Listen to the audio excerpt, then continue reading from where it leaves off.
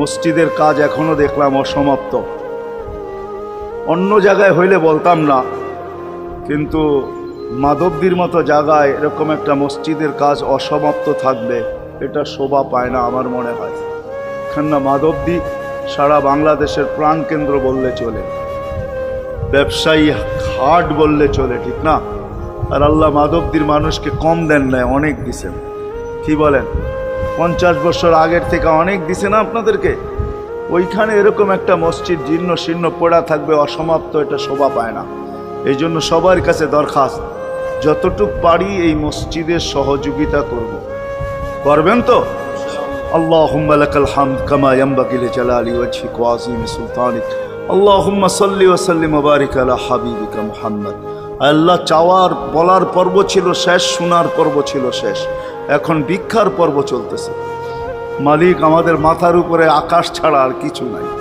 আয় আল্লাহ, আয় আল্লাহ, আজকে বিশ্বাস করি ওই মজলিসে বৈশা যেটা ফেরেশতা দ্বারা বেষ্টিত, ওই মজলিসে বৈশা যেটা রহমত দ্বারা ঢাকা, ওই মজলিসে বৈশা যেখানে সাকিনা নাজেল হইতেছে, ওই সমস্ত লোকদেরকে নিয়ে যাদের ভিতরে আলেম আছে, ওলামা আছে, তোলাবা আছে, দাড়ি পাকা আছে, যুবক আছে, জানি না ঘরে মা বোনরও হয়তো আছে, কে কোথায় বসে হাত তুলছে জানি না। মানকুই সবাইকে নিয়ে হাত তুললাম। এরকম জায়গার থেকে যদি আজকে খালি চলে যাই, আমাদের মাথার উপরে আকাশ ছাড়া কিছু নাই। আর গরিব বলে মাকলিক, তুমি এখন প্রথম আকাশে চলে আসছো, রাতের 3 ভাগের 1 ভাগ অতিবাহিত হয়ে গেছে, তুমি এখন ডাক দিতেছো কে মাপ চাও, আমি মাফ করব।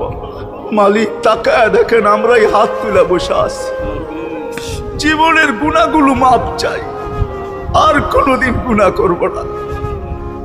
আল্লাহ, আমাদের গুনাহগুলো যেন ধুয়া মুছা শেষ করে দেওয়া, আর যেন আমলনামা একটা গুনাহ না থাকে, যতদিন বাঁচবো আর গুনার দাগও যেন না আসে। এই আয়োজন যেন কবুল হয়, আয়োজকরা যেন কবুল হয়, সাহায্যকারীরা যেন কবুল হয়, সহযোগিতাকারীরা যেন কবুল হয়, এটা কিয়ামত পর্যন্ত কায়েম আর দায়েম থাকে। আয় আল্লাহ, আয় আল্লাহ, জানি না কার কি পেরেশানি আছে, দূর করে দেন, কার কি প্রয়োজন আছে খাজানায় গায়েব থেকে পুরা করে দেন। কে ছোট না বড় অসুখে আক্রান্ত যদি হয়ে থাকে, শেফায়ে কামেলা আজেলা মুস্তামেররা নসিব করে দেন। হায় আল্লাহ, যারা সুস্থ সর্ব ধরনের রোগ থেকে হেফাজত করেন। জাররা বরাবর ঈমান নিয়ে যারা কবরে চলে গেছে, সবাইকে মাফ করে দেন।